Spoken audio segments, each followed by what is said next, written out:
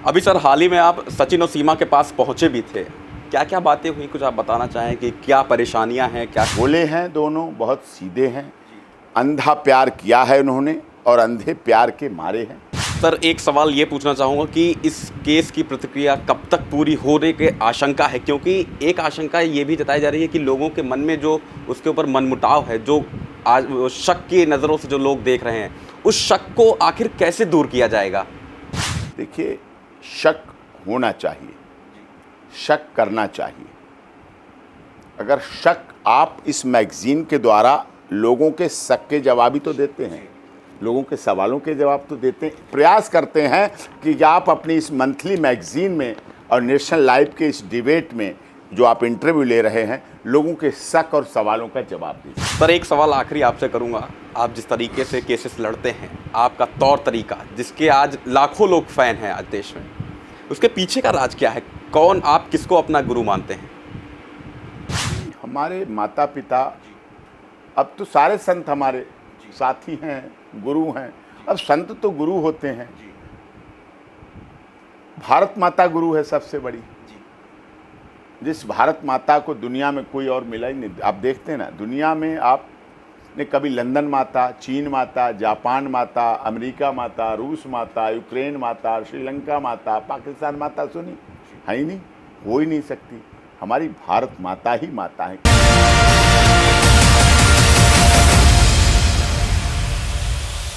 अभी सर हाल ही में आप सचिन और सीमा के पास पहुंचे भी थे। क्या क्या बातें हुई, कुछ आप बताना चाहें कि क्या परेशानियां हैं, क्या? देखिए, बहुत भोले हैं दोनों, बहुत सीधे हैं। अंधा प्यार किया है उन्होंने और अंधे प्यार के मारे हैं। गांव के लोग, पास पड़ोस के लोग, मीना समाज, गुर्जर समाज, गांव के लोग, रघुपुरा विधानसभा क्षेत्र, ग्रेटर नोएडा, इतने अच्छे सीधे साधे हैं, बोले वाले। मैं अभिभूत हो गया। मुझे पहुंचना था 10 बजे, मैं पहुंचा 12 बजे। वहाँ लोग 9 बजे से पूरी तपती धूप में फूल मालाएं लेकर, गुलदस्ते लेकर, पटके लेकर, मिठाई लेकर, 3-3 पीढ़ियों के लोग खड़े थे। 3-3 पीढ़ियाँ बुजुर्ग, मतलब दादा, परदादा और बच्चा, पिता, 3-3 पीढ़ियाँ वहाँ खड़ी थी। ऐसे लोग बुजुर्ग खड़े थे। मैं अभिभूत हो गया। इतना सम्मान दिया हजारों लोगों ने। वहाँ जब फलेदा मोड़ से मुड़ते हैं, नोएडा एक्सप्रेस वे से फलेदा मोड़ से जब मुड़ते हैं लेफ़्ट साइड में और गांव तक गए, इतना बड़ा स्वागत, इतना बड़ा प्यार, इतना बड़ा हंगामा स्वागत का। मैं ऐसा कर्जदार हो गया उनके स्वागत का, क्योंकि इस केस को करने के लिए मेरे पास इतना टाइम नहीं होता मैं डायरेक्ट केस लड़ सकूं, लोग आए और मैं करने लगूं। काफ़ी अप्रोच थी। देश का गुर्जर समाज, मीना समाज के लोग और भारतीय किसान यूनियन के विभिन्न संगठन, छतरी महासभा, जो वहाँ के लोग थे, क्योंकि किसान आंदोलन मैंने लड़ा था, किसानों की तरफ से सुप्रीम कोर्ट में लड़ा था। 3 दिन लगातार बहस हुई और हमने स्टे दिलाया था और किसान संगठनों का वकील रहा था, वो जीत। पास में हाथरस का केस मैंने लड़ा था, हाथरस केस लड़ा, जीता और 3 लोगों को बरी कराया और एक को झगड़े में कन्विक्ट हुआ, क्योंकि झगड़ा था, वो निपटा। वो वहाँ के लोग जानते थे, वो भी बड़ा केस था उस समय का। बड़ा केस मतलब जिसका मीडिया ट्रायल हो जाए वो बड़ा केस, तो सबके लिए बड़ा होता है, छोटा होता है। तो वो बरी कराए, वो जीता। और उत्तर प्रदेश के स्वामी चिन्मयानंद जी का केस, शाहजहाँपुर से जुड़े हुए लोग, राममूर्ति वर्मा से जुड़े हुए लोग, तो वर्मा समाज के भी लोग, पत्रकार राममूर्ति वर्मा प्रकरण हुआ था, बाहुबली सांसद थे और मंत्री थे, स्वामी चिन्मयानंद जी भी पूर्व गृह राज्य मंत्री थे, उनका प्रकरण हुआ। वो सब लड़े जीते। और उत्तर प्रदेश के अनुदेशकों वाला मामला था, 30,000 अनुदेशक थे, उनका हाई कोर्ट से लड़ा और सिंगल बेंच, डबल बेंच लड़ा भी, जीता भी। वो केस थे। साथ में मध्य प्रदेश के जुड़े हुए कंप्यूटर बाबा थे, गृह मंत्री, दर्जा प्राप्त मंत्री थे मध्य प्रदेश सरकार में। तो इस तरह ओवरऑल थे। कुछ लोग उसमें गायत्री मिशन संस्थान परिवार के थे। तो वो सब लोग आए और हमसे कहा, आग्रह किया कि आप लड़िए, जैसे आपने इतने केस लड़े और जीते, इसे भी मदद कीजिए, लड़ाइए। हमने कहा ठीक है, इतने लोग आए, अब कौन मना कर सकता, कैसे मना कर सकता, हमारे संपर्क के लोग थे। तो मैं डिसाइड किया। उसके बाद मैंने देश के महामहिम राष्ट्रपति जी को सीमा और सचिन मीना की तरफ से याचिका लगाई, जिसमें हमने मांग की कि इसको नागरिकता दी जाए और इसको जांच पूरी करा लें। पूरी जांच होने के बाद इसकी मैरिज रजिस्ट्रेशन, नागरिकता का प्रोसेस शुरू कर दें। अब ये जाएगी कहाँ, कहाँ जाएगी? पाकिस्तान इसे धमकी दे रहा है, आ गई तो जिंदा ख़त्म कर देंगे, धमकी दे रहा है, बच्चों को ख़त्म कर, मतलब वो इतने निरंकुश हैं, अपनी महिला को ख़त्म करने के लिए बैठे हैं तैयार। उनके लिए हिंदू धर्म में चला जाना है भी बात भी उनके हिसाब से सही है। भाई धर्म बदला, दीन बदला, उनके हिसाब से तो गलत है। हमारे देश में भी, आपके इस चैनल को भी सुनने वाले बहुत से हमारे मुस्लिम भाई, मुस्लिम परिवार के लोग हैं, वो जानते हैं। और मैं इसको अप्रिशिएट नहीं करता कि हर महिला ऐसा करने लगे, दीन बदलो, धर्म, गलत है कि हर महिला पबजी खेल खेल के करने लगे, गलत है। ना मैं अंजू को सपोर्ट कर रहा हूँ, ना मैं इसको सपोर्ट कर रहा हूँ। तरीका गलत था, सिस्टम गलत था। हमारा देश तो चरित्र में बाल महिलाओं का देश रहा है। हमारा देश तो सीता, सावित्री, गार्गी, अपाला, अनुसुईया, झांसी की रानी पद्मावती, रजिया सुल्ताना का देश रहा है। हमारा देश का गौरव बहुत बड़ा है, तो उसमें रहना चाहिए, उसी आधार पर चलना चाहिए। लेकिन अब करें क्या साहब, अब ये आ गए हैं, अब ये तो कुछ भी करा लें, ये पबजी और ये तो कुछ भी करा लें ना। इसमें तो बहुत पहले लोग प्यार करते थे, प्यार पहले भी करते थे, और तगड़ा वाला प्यार किया, ऐसा ही नहीं सीमा सचिन ने ही किया, या अभी पीछे मैंने बिहार का केस 2022 में लड़ा, अररिया की आरती यादव और छोटू यादव, वही नहीं है। लैला मजनू, शीरी फरियाद, हीर रांझा, प्यार करने वाले पहले भी बहुत थे, तगड़ा तगड़ा प्यार। और प्यार करें भी क्यों ना, हर फिल्म में प्यार, हर शेर शायरी में प्यार, हर गीत गज़ल कविता में प्यार है, सब में प्यार।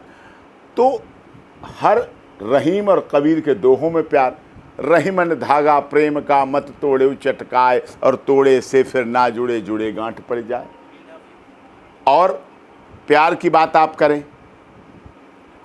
पोथी पढ़ पढ़ जग भया पंडित भया न कोई, और 2.5 अक्षर प्यार का पढ़े सो पंडित। मैंने तो नहीं लिखा ना, मैंने तो नहीं, मैं रहीम तो नहीं हूँ, मैं कबीर तो नहीं हूँ, मैं लैला मजनू तो नहीं हूँ, शीरी फरियाद है, लेकिन देश ने देखा, हमने भी पढ़ा, आपने भी पढ़ा।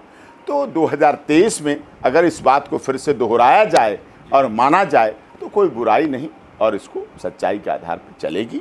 और हमें आशा ही नहीं अपितु विश्वास है, जैसे इस देश में access to justice for all, जैसे ब्रजभूषण सिंह को हमने न्याय दिलाने में मदद की, जैसे संत रामपाल दास जी महाराज 950 लोगों पे देशद्रोह लगा दिया, डेरा सच्चा सौदा, 125 मानवता भलाई के कामों को लोगों ने नज़रअंदाज कर दिया, मीडिया ट्रायल करके एक विलन बना देते हैं, करके उसकी अच्छाइयाँ भुला देते हैं।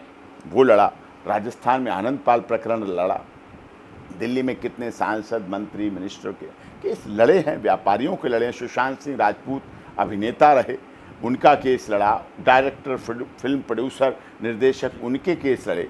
भाई मुझे तो चार्जर, मेरे तो चार्जर 97 में चंद्रा स्वामी रहे हैं, चंद्रा स्वामी महाराज जी ने हमारी वकालत शुरू कराई, पहला कोट और गाउन उन्होंने दिलाया, तो भक्ति भाव से जुड़ा हुआ रहा, भक्ति से बिल्कुल ओतप्रोत रहा, और ये भाव के साथ रहा कि भक्ति में शक्ति है, आस्था श्रद्धा होनी चाहिए।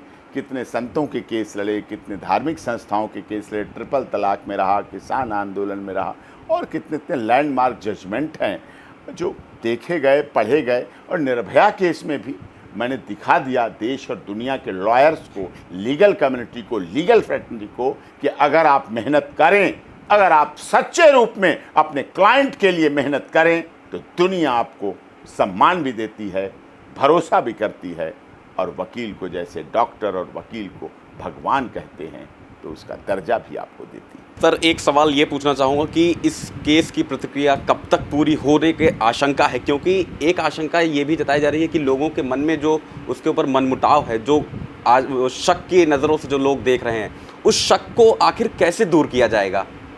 देखिए, शक होना चाहिए, शक करना चाहिए।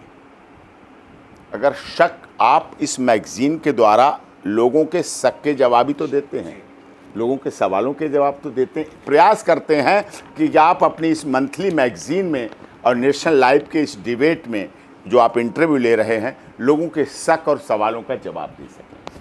अभी कुछ लोग, अभी एक चैनल ने कल 60,000 लोगों पर सर्वे कराया, सब उसके समर्थन में हैं, कुछ लोगों को छोड़ के, लेकिन अभी शक है लोगों को। जैसे ही शक दूर होगा, हाँ, आतंकवादी हो, जासूस हो, स्पाई हो, ISI, आप उसे डबल सजा दो, मैं भी कह रहा हूँ, सिंगल सजा के बजाय डबल सजा दो।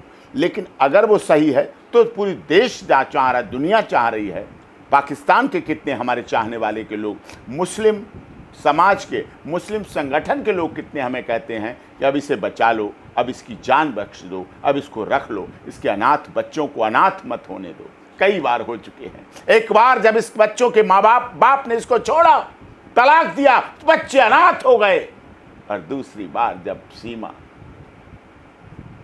के पिता माता की मौत हुई पिछले साल, फिर ये बच्चे अनाथ हो गए। 2 बार अनाथ हो चुके हैं, अब तीसरी बार अनाथ इन्हें मत होने दो। सर, एक सवाल आखिरी आपसे करूंगा। आप जिस तरीके से केसेस लड़ते हैं, आपका तौर तरीका, जिसके आज लाखों लोग फैन हैं आज देश में, उसके पीछे का राज क्या है? कौन, आप किसको अपना गुरु मानते हैं? नहीं, हमारे माता पिता, अब तो सारे संत हमारे साथी हैं, गुरु हैं। अब संत तो गुरु होते हैं। भारत माता गुरु है सबसे बड़ी, जिस भारत माता को दुनिया में कोई और मिला ही नहीं। आप देखते हैं ना, दुनिया में आपने कभी लंदन माता, चीन माता, जापान माता, अमेरिका माता, रूस माता, यूक्रेन माता, श्रीलंका माता, पाकिस्तान माता सुनी? है ही नहीं, हो ही नहीं सकती। हमारी भारत माता ही माता है। वो भी क्यों है? क्योंकि हमारे देश के जो शहीद पाकिस्तान सीमा पर, चाइना सीमा पर, डोकलाम पर जो शहीद होते हैं, जब उनके शव तिरंगे में लिपट कर पोस्टमार्टम हाउस आते हैं, तो सारी गोलियां सीने पर मिलती हैं हमारे सैनिकों के। कोई गोली पीठ पीछे नहीं मिलती, सब सीने पर गोलियां खाते हैं और भारत माता की जय बोलते जाते हैं और सीमा पर शहीद होते जाते हैं। और जब उनका शव गांव में लाके अंतिम संस्कार कर दिया जाता है, भीड़ 2-4 दिन में हट जाती है। राष्ट्रीय सम्मान शोक समारोह हट जाता है, राष्ट्र शोक से हट जाता है। तब वहाँ उनके परिवार की माताएं, बहनें, चाची, मौसी पहुँचती हैं। कुछ महिलाएं पेट में पल रहे बच्चे को भी लेके जाती हैं और वहाँ पर जाकर उस जो समाधि बनी होती है, जो मिट्टी होती है, जो फोटो लगी होती है, उस पर हाथ रखकर कसम खाकर कहती हैं कि जा तू तो चला गया, जो इस पेट में पल रहा बच्चा है, जब वो जन्म लेगा तो उसे भी अपने देश की सीमा पर शहीद होने के लिए भेज दूंगी। वो बलिदान, वो त्याग, वो सबसे बड़ी शिक्षा है। ये राष्ट्रीय ध्वज हवा से नहीं लहराता है। अब कहीं संसद भवन में, लोकसभा, राज्यसभा, विधानसभा, हाई कोर्ट या सुप्रीम कोर्ट में हवा से लहराता है। ये राष्ट्रीय ध्वज हमारे त्याग, बलिदान और तपस्या से लहराता है। Hard work and poverty never go together, दोनों साथ साथ नहीं जाते हैं। ये जीवन का लक्ष्य होना चाहिए। और सामने कोई भी हो, आप जिसके लिए हो गए, जिसके हो गए, जिसके लिए आपने ठान लिया। एक बात और है, आपने जो राज पूछा वो मैं राज आज आपसे शेयर कर रहा हूँ।